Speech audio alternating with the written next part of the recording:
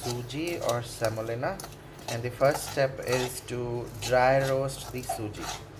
There is a ratio that you have to make sure that you follow, and that is you have to use a proportion of, if you're using half a cup of suji, you have to take 1.5 cups of water.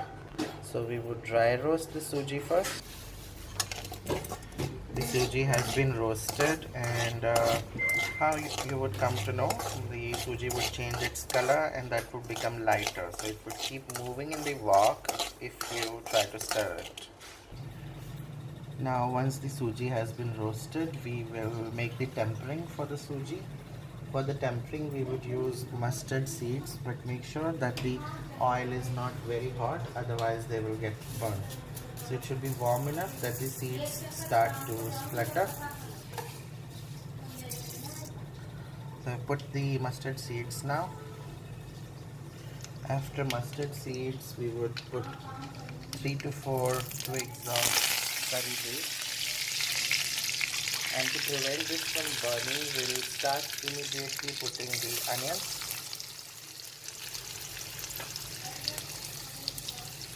And once the onions become translucent, we would not, cook it fully, but we would just make sure that the onions become translucent.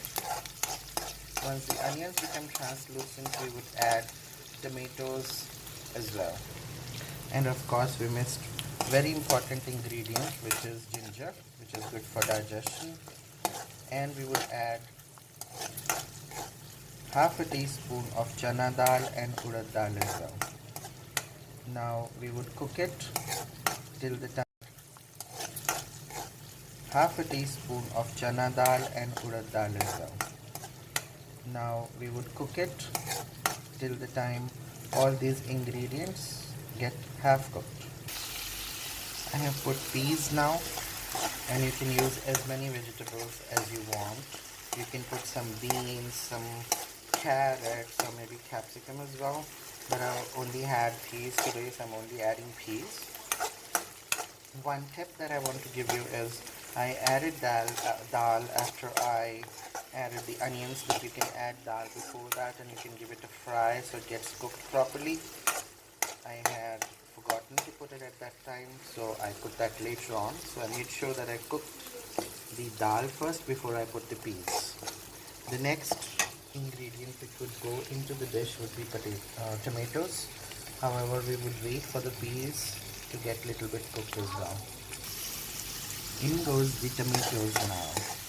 And as always, when you put the tomatoes, you can add salt at that point in time.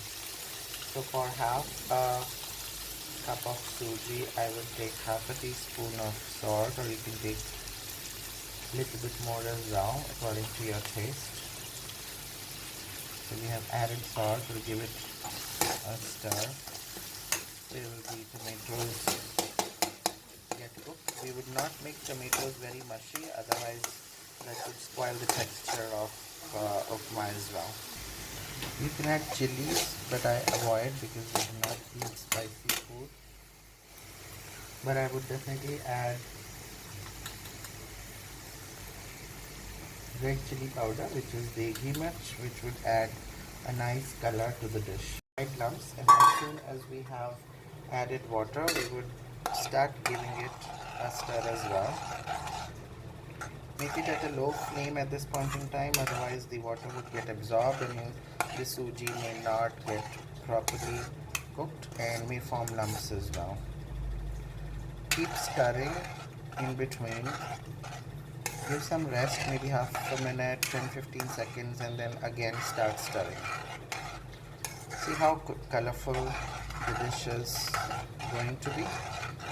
You can, as I said, add different variety of vegetables, whichever you like. You can put some capsicum, add some beans or carrots if you want to add more color to it, and that will become healthier as well. I have not used peanuts, otherwise that tastes great as well. So we will keep stirring with a break of 10 to 15 seconds. So the upma is cooked now. If you see, this would turn the texture of suji halwa which we make, the sweet halwa that we make at our homes. So this will have the same kind of texture. At this point in time, the upma is almost ready. In fact, this is cooked, and we would give it a standing time of maybe 2 minutes before we actually serve it. Now the serving instructions, what you can do is you can take a bowl and fill it with the upma, and while you serve, just invert this bowl onto the serving plate and lift the bowl, and you would see that your upma is ready to be served. This ways it would look presentable as well, because presentation is equally important as preparation. Enjoy!